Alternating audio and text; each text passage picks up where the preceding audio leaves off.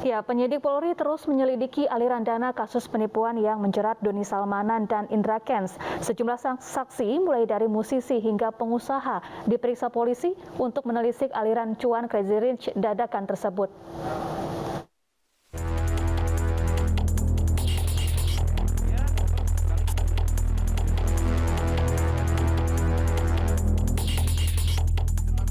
Polisi terus menelusuri aliran dana yang diduga hasil dari penipuan aplikasi binary option yang menjerat Doni Salmanan dan Indra Kents. Dalam kasus dugaan penipuan ini, sejumlah aset milik Doni Salmanan disita. Penelusuran aset-aset Doni pun berujung pada aliran dana, santunan hingga bantuan kepada sejumlah pihak. Sejumlah tokoh mulai dari musisi hingga figur publik diperiksa. Kemarin, Reza Oktavian alias Reza Arab diperiksa sebagai saksi soal pemberian donasi dari Doni Salmanan sebesar 1 miliar rupiah dalam permainan game online secara live. Reza diperiksa selama 5 jam lebih dan ditanyai 25 pertanyaan oleh penyidik. Bareskrim Polri juga memeriksa YouTuber yang dikenal di kalangan otomotif Arif Muhammad. Arif diperiksa sebagai saksi terkait pembelian mobil sports Porsche 911 Carrera S seharga 4 miliar rupiah oleh Doni Salmanan. Tak hanya itu, YouTuber Atta Halilintar juga memenuhi panggilan Bareskrim Polri terkait kasus yang sama. Atta diperiksa sebagai saksi soal pemberian tas mewah dari Doni Salmanan. Tak hanya figur publik, PLT Bupati Bandung Barat Hengki Kurniawan pun akan dimintai keterangan terkait bantuan berupa 600 paket sembako pandemi untuk warga yang diterima pada Agustus 2021 lalu. Sementara untuk terkait aliran dana Indra Kents, hari ini pengusaha mobil mewah Rudi Salim diperiksa penyidik sebagai saksi dalam kasus Binomo. Ini adalah pemanggilan kedua untuk Rudi. Rudi Salim diperiksa terkait pembelian 3 mobil mewah milik Indra Kents dengan harga antara 2,7 hingga 9 miliar rupiah. Selain Rudi Salim, polisi juga sudah memeriksa pacar dan calon mertua Indra Kents. Sebelumnya Indra Kents ditetapkan sebagai tersangka dugaan tindak pidana judi online dan tindak pidana pencucian uang dengan ancaman hukuman 20 tahun penjara. Tim Liputan iNews melaporkan.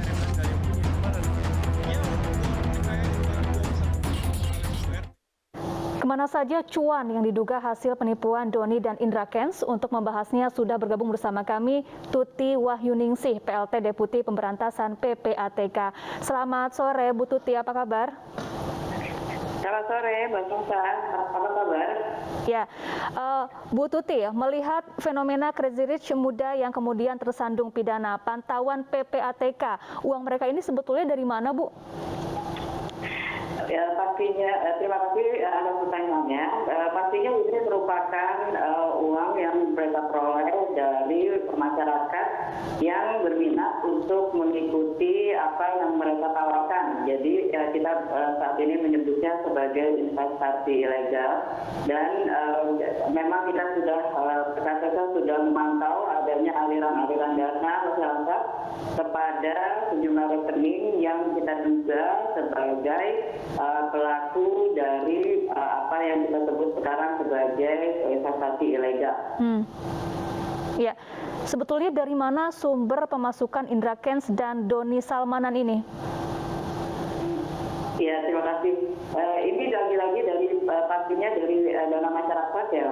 Dalam arti dalam kesempatan ini saya juga ingin sekali mengingatkan kepada masyarakat umum untuk tidak lagi-lagi terjebak oleh berbagai tawaran investasi yang secara finansial mungkin menggiurkan pada awalnya, tapi mohon sekali menjadi investor dan juga pelaku bisnis yang cerdas. Karena bagaimanapun juga tindak pidana penipuan itu bisa bisa membahayakan apa dana yang kita tanam. Jadi masalah legalitas terkait dengan usaha yang kita minati, dan juga yang lebih penting lagi terkait dengan logis atau tidak logis keuntungan yang kita peroleh dari investasi itu. Jadi dari PPATK kita mengajak masyarakat untuk sama-sama menjadi investor yang cerdas, dapat memilih dan memilah, tidak hanya sekedar tergiur oleh keuntungan yang bersifat finansial dan tergoda oleh mungkin vaksin yang dilakukan oleh para afiliator. Ya, selain dugaan penipuan investasi, apakah ada indikasi money laundering yang dilakukan mereka?